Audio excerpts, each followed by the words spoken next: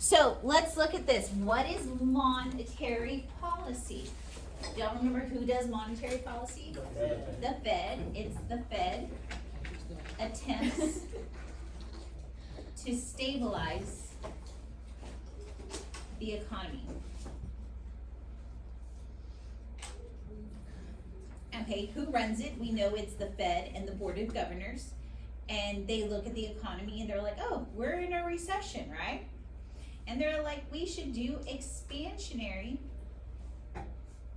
And I know we used to call it easy, but AP is now gonna take a hard stand that it's expansionary, so I always think expansionary, easy, monetary policy.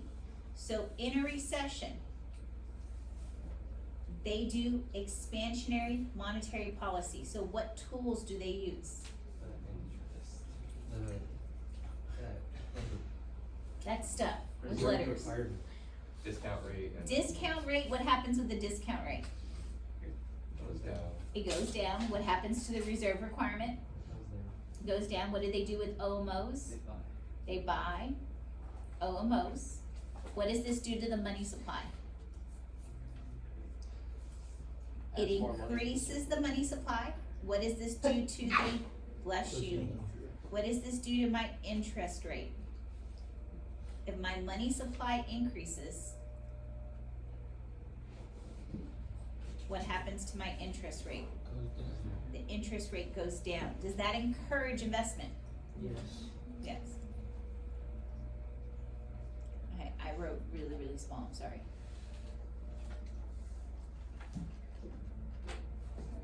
Okay, so during an expansion, what policy does the Fed run? Don't tell me type, they're gonna use what word? Contractionary. Contractionary.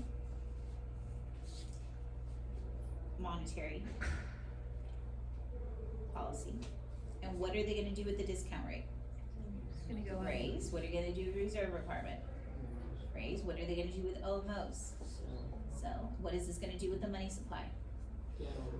What is it gonna do with the interest rate? Up. And this is what currently Jerome is doing, right?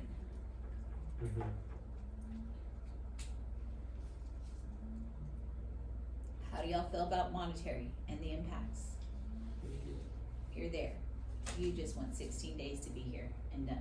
Maybe this week just to be done. Is that okay? Can we Or is make it it next two? week? This and then like no finals. This is no finals. Okay. Describe inflation. What is inflation? A general rise of what? Prices. Rise of prices. Disinflation. There's still inflation, but it went what? Down. Still inflation, but it is decline. What is deflation? The prices are going down. Prices are going down. Ooh, wouldn't we like to see that? Bless you. Y'all are allergic to school now. Yes. Okay. What are the causes? So when I deal with inflation, there are two causes of inflation. One is called demand pull inflation. And I always think of the PS5. Did people bid up the price of the PS5? Okay, another one is concert tickets, right? People bid up the price of concert tickets. Okay, the other one is cost push inflation. So during COVID, did I see cost push inflation? Yes. And so when I have inflation, how does it impact my purchasing power? Decreases your purchase. Decrease in my purchasing power. Okay. What relationship does the Phillips curve illustrate? Well, here's my Interest Phillips and curve. unemployment. This is inflation. And this is unemployment, right? And it shows me that there is an inverse relationship. And it goes like this, right? Okay, and then I have a long run Phillips curve, right? And that intersects at 5, right? Because that's my natural rate of unemployment.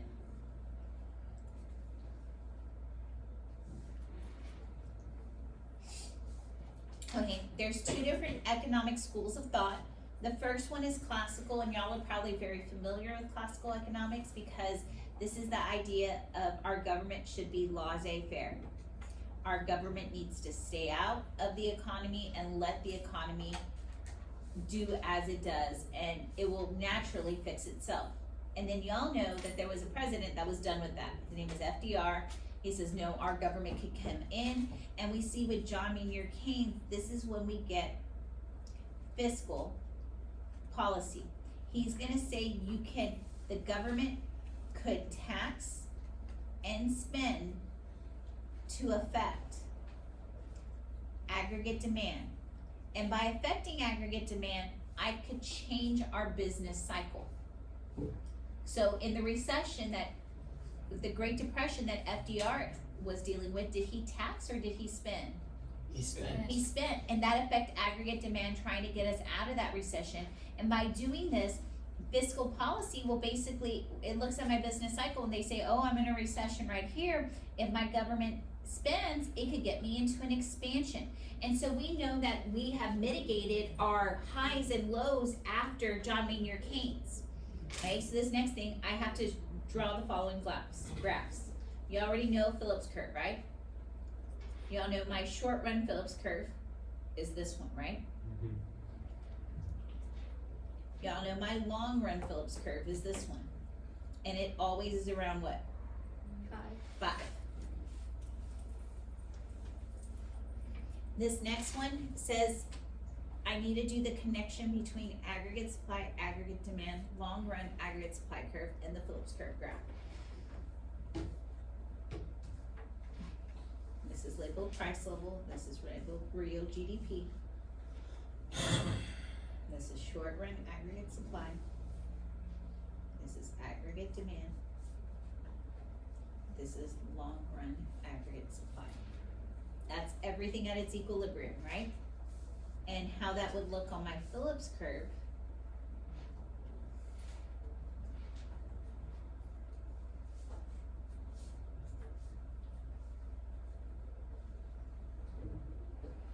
This is at 3 and this is at 5. This is exactly the same. This is equilibrium on both of them. So, I'm gonna get some different color pins out. Actually, I'm just gonna get highlighters. Okay. If my aggregate demand curve moves to the left, right? My Phillips curve is gonna move to the right.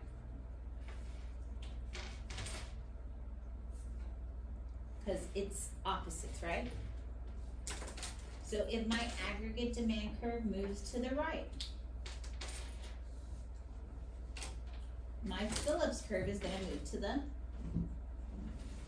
left.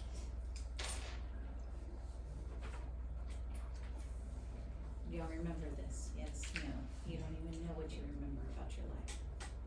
I just remember a haze of graphs. A haze of graphs and lines. Yes, no. Okay, are we ready to try the multiple choice that's with this packet? Okay.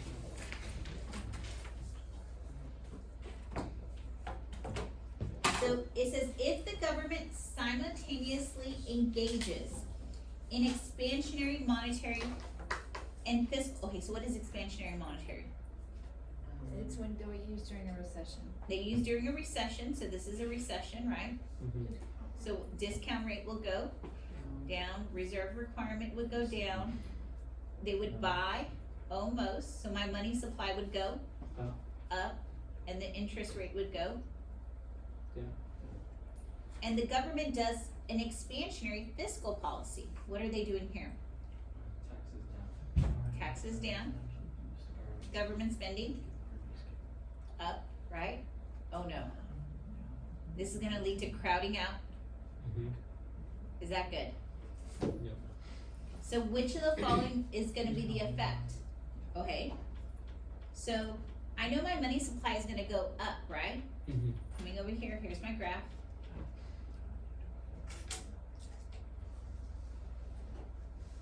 The interest rate should go down, right? But who's gonna borrow this money? The government, right? And so the government's gonna demand this money. So here's my demand of loanable funds, quantity of loanable funds, demand of loanable funds, supply of loanable funds. The government wants to borrow this, right? So which way does that curve go for the demand of loanable funds? They need this money. To the right, so what happened to the interest rate? It went what? Down.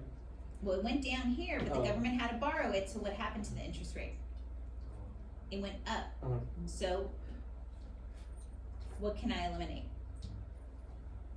D and C and E. Okay, so if the government's borrowing, what happens to unemployment? Does it, It should go down.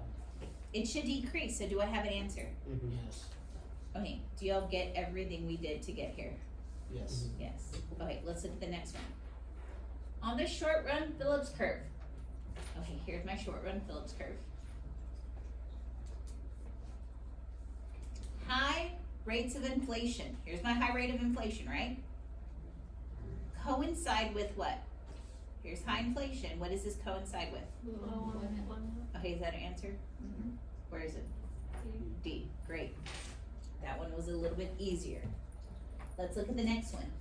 Which of the following is true when the velocity of money falls? So that there's less money. Okay. Oh wait, they don't even have velocity of money on the test. Ha, it's been taken off. But the answer is this: an increase in the money supply will have less effect on nominal GDP.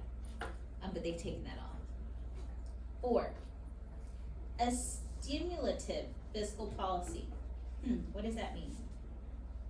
The government. They're handing out It's- stimmies. Okay, this is expansionary fiscal policy, so what are they doing? Government spending is going what? Up. What is happening with taxes? Okay, a stimulative fiscal policy combined with the restrictive monetary policy, what would that be? Contractionary. What are they doing? What's going on with it? It's going up. What's happening to the reserve requirement? Up. What's happening with OMOs? So my money supply is going, and my interest rate is going. My money supply is going down. What's happening to my interest rate? It's going up. Okay. Would this cause GDP to increase? GDP to decrease? The interest rates to fall? The interest rates to rise? What did we just do? Increase interest rate. That's the answer. You're just gonna believe me. Okay, great. Okay, 5. Assume that the I don't know what this high means.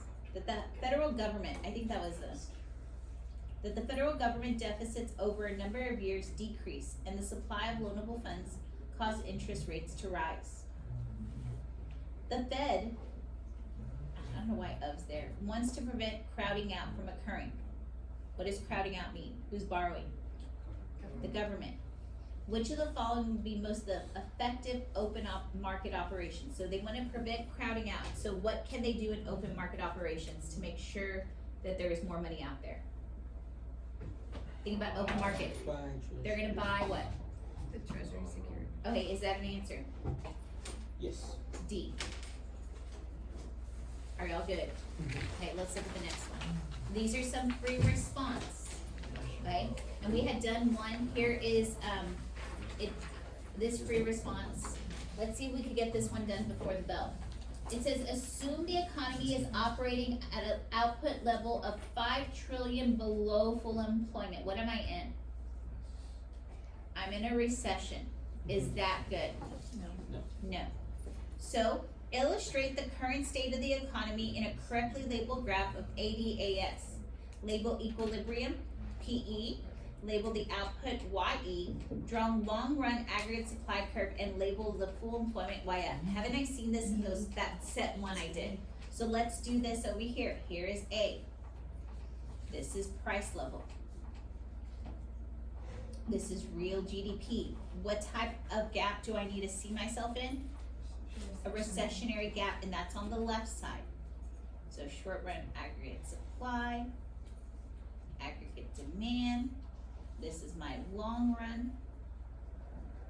Okay, have I labeled all my curves? Yes, right? But what haven't I done? I haven't done the gap, there's my gap, but what do I need to do with my gap stuff? Label it. Label it. I need to label price level, right? At PE. I need to label output at YE. And then I need to label long run at YF. Have I done everything now? I've done PE, YE, YF, AD, LAS, and then I've done long run. This is what you'll see every long essay. They're gonna ask you to label it and put it at equilibrium. You all have me now. Okay, let's look at B. The marginal propensity to consume equals 0.8. So that means my marginal propensity to save is what? 0.2. And when I put it in a multiplier, 1 over 0.2, it's gonna give me what? 5.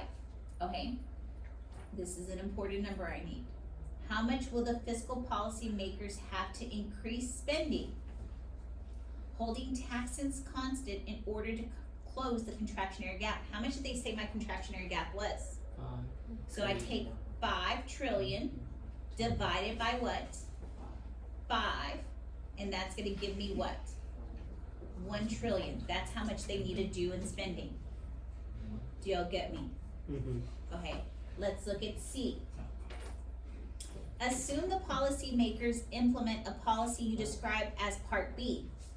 Show on your graph the change in the aggregate demand. So if they spend 1 trillion, and we know that ripples to 5 trillion, which one of these curves is gonna be affected? Which curve is gonna move?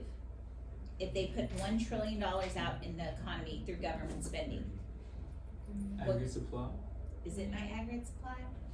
It's my aggregate demand. Which way is it gonna move? To the right, so I need to draw it on here, right? And I need to label it AD2. Now I need to label the new equilibrium price as PE2, or P2, and the new output as Y2. Have I done everything it asked me to do in C? Yes, On the yes. test, are we just gonna have line paper, so we have to do our graphs on that line paper? Yes, which is gonna be, confusing. Great. Sometimes they give you, it's blank. The last 2 years I printed it out, it was all, lined. Okay, so I don't know what we're gonna get on Thursday. Okay? D, the policy described in Part B will have an effect on the federal budget, which keeps the full multiplier effect from being realized. What is this situation called? What type of budget are we gonna experience if the government spends? What? Say it, Paxel? Okay, so the government will experience what? The government will experience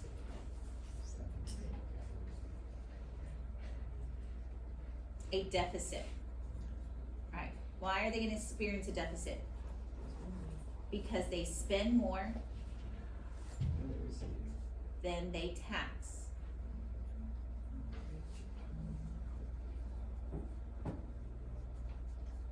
Did I explain how it happens? They spend more than they tax. It is a deficit. Are y'all okay with that one? Let's look at E so we can be done with this one.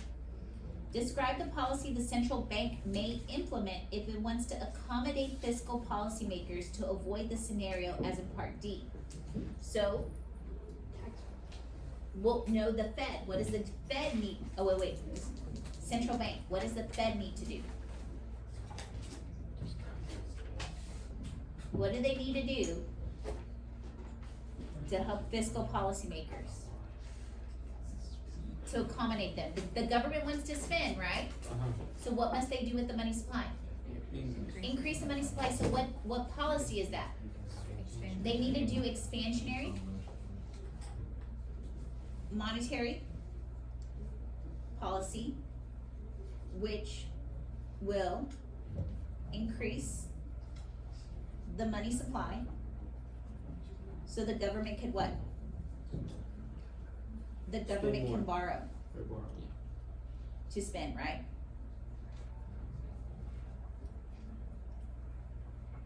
In fiscal policy. Did it tell me that I had to explain the tools? These graphs are And all I had to say is the policy, right? really stress. Yeah, Okay, that's gonna be the hardest part. It's What? just like, the hardest part on this test is just gonna be like knowing